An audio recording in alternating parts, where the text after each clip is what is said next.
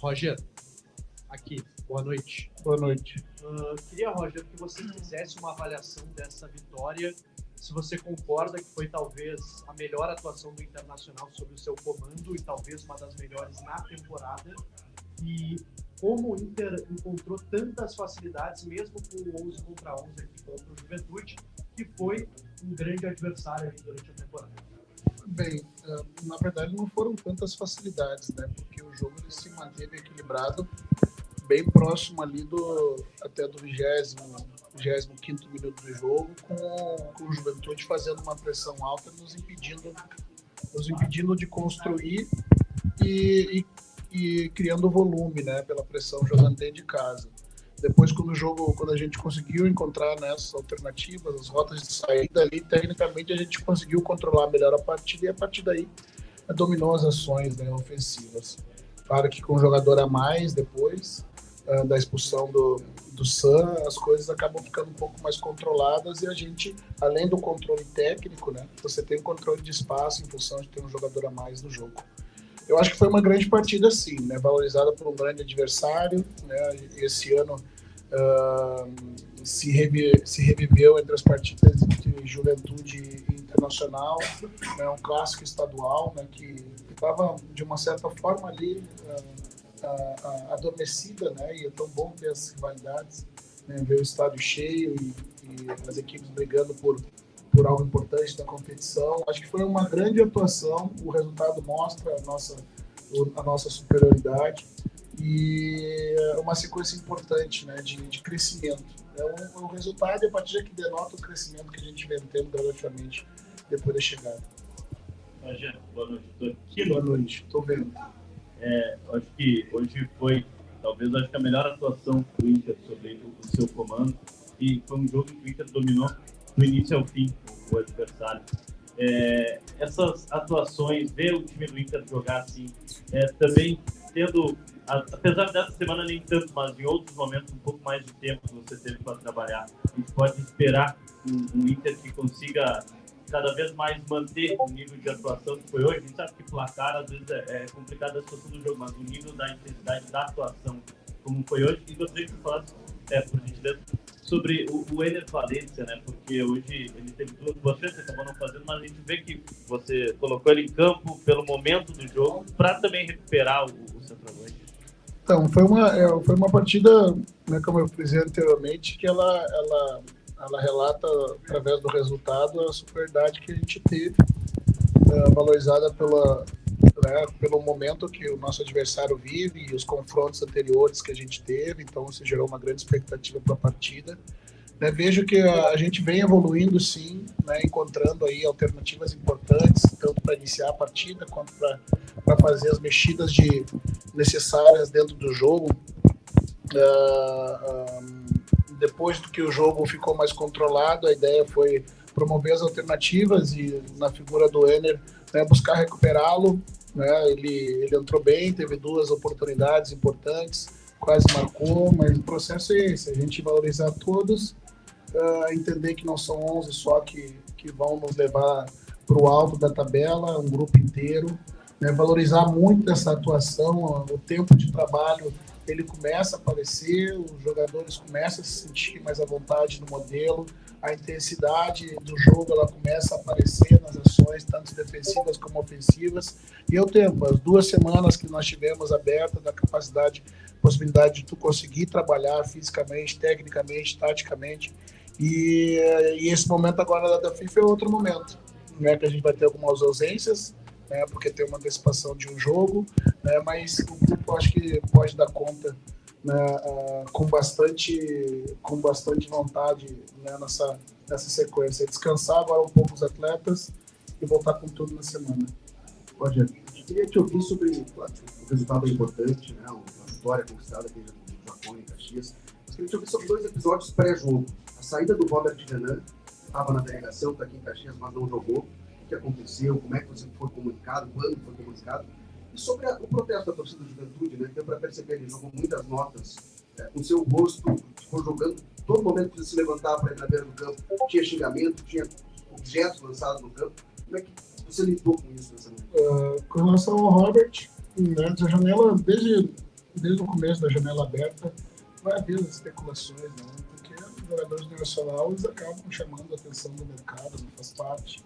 Né, e nesse finalzinho de janela, né, tanto o Vitão quanto o Robert, né, já as especulações aconteceram, né, o negócio vai e volta, e hoje ele esquentou.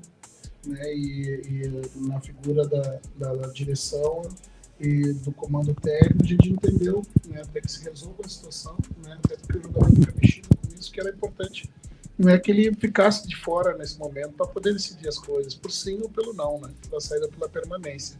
Né, como treinador, né, esse último movimento, claro que, né, no finalzinho da janela, tem uma tendência de, né, mexer com a estrutura da organização das contratações e tal, né, mas como ex-atleta, por vezes é o momento do atleta poder seguir a sua vida. Eu falei para o Robert que eu não desejo daqui a 10 anos reencontrá-lo e ele me dizer que eu impedi, né, através de uma segurando a sua saída, que ele pudesse evoluir como profissional. Agora, também disse para ele que o clube tem a responsabilidade, né, que tendo as suas demandas, podendo organizar ou não o seu desejo de saída. Né? Isso faz parte das decisões tomadas por parte da direção dos clubes. Agora, com relação ao protesto, são os amores e os ódios, né? Acho que é muito próximo esse sentimento um do outro. Né? Claro que não é nada confortável, né? Mas eu sempre digo que eu não estou acostumado, mas eu estou adaptado a esse ambiente. É a adaptação que faz com que não gere nenhum ressentimento. Está tudo dentro da regra do jogo. Boa noite, Roger. Tudo bem aqui? Algumas semanas atrás, no início desse trabalho, falou sobre o primeiro passo, que seria começar a explorar corredores intermediários, uma associação pelos espaços do campo. Eu acho que deu para ver o Inter fazendo bem isso hoje. Queria saber qual é o próximo passo, praticamente, desse teu trabalho, como tu enxerga, e também a meta do Inter com esse campeonato brasileiro. Aonde dá para sonhar? Onde o Colorado pode sonhar? A gente quer escalar essa tabela o mais rápido possível, né, para poder almejar coisas maiores da competição. Matematicamente, né, ainda há pontos, né, para ser o primeiro, né, mas a gente sabe que a dificuldade do campeonato é grande. Né, então é jogo a jogo, né, transformando cada evento num jogo de final. Né, e a evolução do time ela passa, né, por jogadores entenderem a forma como o comando técnico deseja que o time ande pelo campo. Né, para um jogo de associação, né, se não for associado, buscar as profundidades. Né. Hoje a gente pode ver, acho que no segundo gol ali, um belo gol de trama de passes curtos, né, em busca de profundidade, com a presença da área e a área bem cheia, né, ou pelo menos com um jogador bem colocado, que foi o Gabriel. A evolução ela é nítida, né, e o que a gente espera é sustentar essa evolução, mesmo com as trocas, mesmo com as ausências, mesmo com as saídas e chegadas. Hoje eu fiz questão de estrear o Natan, vai ter um pouquinho ali do contato com o campo. Tem o Cleiton que está chegando também, né, dentro desse novo momento. A partir da semana que vem, com a janela fechada, né, se acalma um pouco os ânimos, né, e a gente consegue olhar para o horizonte, né, sem pensar em trocas recentes ou as surpresas que possam haver no caminho. Valdir, boa noite. Na sua última entrevista, né, você chegou a falar sobre o trio de meias que o Inter tem, né, num formato um pouco diferente com o Tabata, o Alan Patrick e o Gabriel Carvalho. Hoje, né, o Tabata participa do gol do Corrêa, o Gabriel faz o gol, o Alan entra muito bem. Então, queria te ouvir um pouquinho como o Tabata e o Alan Patrick, por exemplo, podem contribuir com o Gabriel Carvalho, que está cada vez mais à vontade, driblando, pisando na área para fazer gols. E você é um cara que lançou muitos jovens na carreira. Como é que você está vendo essa ascensão praticamente meteórica do Gabriel Carvalho, um profissional? Então hoje eu cobrei dele que já estava na hora dele fazer o primeiro gol. Né? Disse para ele lá me abraçar. Né? Não foi. Mas tudo bem. Ele é um jogador que ele está descobrindo os caminhos do campo nesse ambiente profissional. Né? É diferente você jogar com jogadores da sua idade, né? E está no profissional, os jogadores têm uma leitura melhor do jogo, tem mais força, e ele está construindo as suas alternativas, né? E já estava merecendo, né, fazer o seu primeiro gol no profissional. Né? E esse trio de jogadores que a gente tem ali, né, ele nos dá alternativas muito importantes. né? A gente consegue ter na figura do Gabriel, quando ele vem por dentro da articulação, com jogada de profundidade, né, e drible em linha de fundo. O Tabata tem ali a sua capacidade de articulação num espaço muito curto, a jogada de associação ali, que com mais um canhoto no campo, que é o Maia, nos dá a condição de botar mais gente do lado da bola e fazer um jogo associativo de velocidade, né? E o Alan não dispensa comentários, né? Ele dita o ritmo do jogo, né? Na sua entrada eu pedi para ele acelerar o jogo, né? Não evitar o contato físico, né? Porque um jogador a menos, tudo que o adversário deseja que você permita que chegue perto do corpo, né? Para tentar invalidar uma jogada ou roubar uma bola através da força. Né, eu acho que com o Borré à frente, né, o time adquiriu uma característica um pouquinho diferente da do Enner, né, que o Valência tem mais um jogo de profundidade, o Borré consegue sustentar um pouco mais, alternando essas buscas de fundo e pé. Isso gera diferentes possibilidades com esses 3 meses à frente, né, que contribuem sobremaneira com o crescimento do Gabriel. Funciona como um guarda-chuva, né, guarda-chuva que vai proteger, e eu não quero dizer que o Gabriel vai ser um ascendente constante, né? E em alguns momentos ele vai oscilar, porque ele é jovem, né? E vai ter a estrutura dos mais velhos para suportar. Boa noite, Roger. Oi, boa noite. Nos últimos jogos, tu teve uma dupla de zaga com Vogel e Mercado. Hoje foi totalmente diferente pela questão da suspensão. Ao que se dá a solidez defensiva do Inter nessas últimas partidas, mesmo com a mudança da zaga, e se tu já tem definida para ti uma dupla de zaga titular? Obrigada.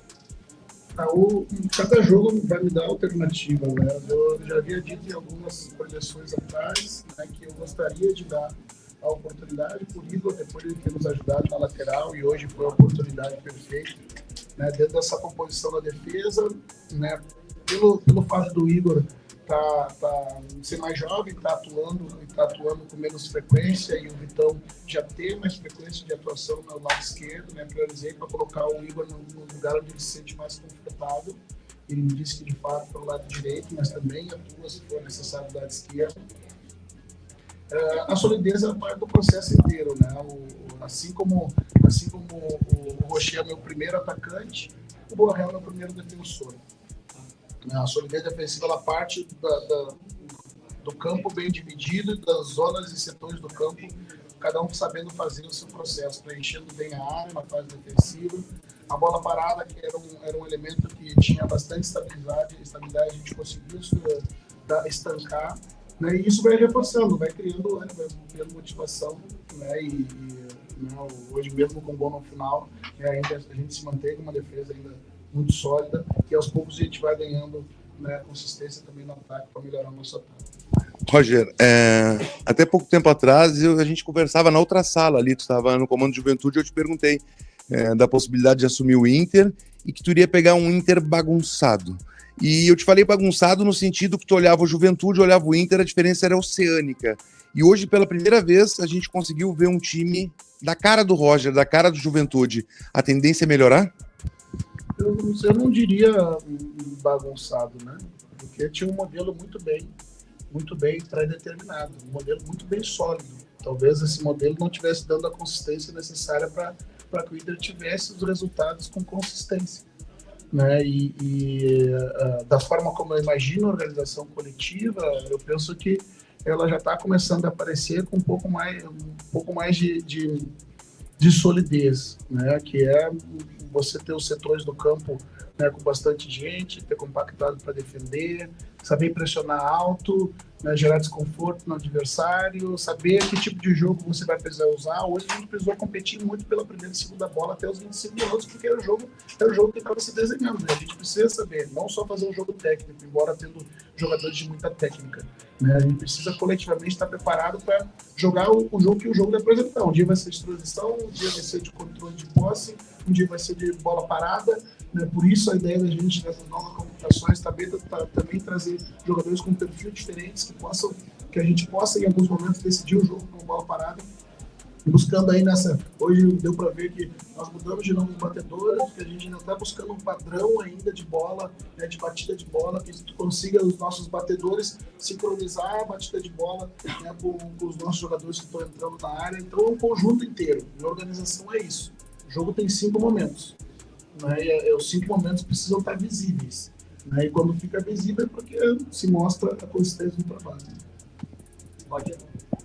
Inter e Juventude, você disse, se enfrentaram muitas vezes. A gente até estava brincando que o vencedor no final foi o Roger. Do lado do Juventude eliminou o Inter e do lado do Inter venceu as duas do Juventude. Por conhecer muito bem esse elenco do Juventude, hoje me chamou a atenção muito as bolas laterais. Do lado direito tinha o Tabata e o Gabriel Carvalho, do lado esquerdo o Bernabé, sempre aparecendo, junto com o Wesley. De fato, foi pensado nessa ideia de jogar nas costas dos laterais do Juventude, porque dois gols apareceram aí, né? O primeiro cruzamento para o Gabriel Carvalho e o segundo o Bernabé do outro lado. A ideia, além de atuar pelos lados, né, a gente tem um jogo forte, era fazer com que a bola batesse nos corredores para que depois a gente conseguisse acessar as costas da linha, né? Como tem uma organização sólida da Juventude, né, se você inicia a jogada e termina com sempre pelo mesmo lado, não gera muito desequilíbrio. A ideia era fazer a bola bater de um lado, bater do outro, daí a partir daí, depois dessas mexidas de desequilíbrio, principalmente da primeira linha, você acessar as costas, né? Isso era parte da estratégia, sim, né? Ela passou a ficar mais cristalina, principalmente depois dos 20 minutos de jogo.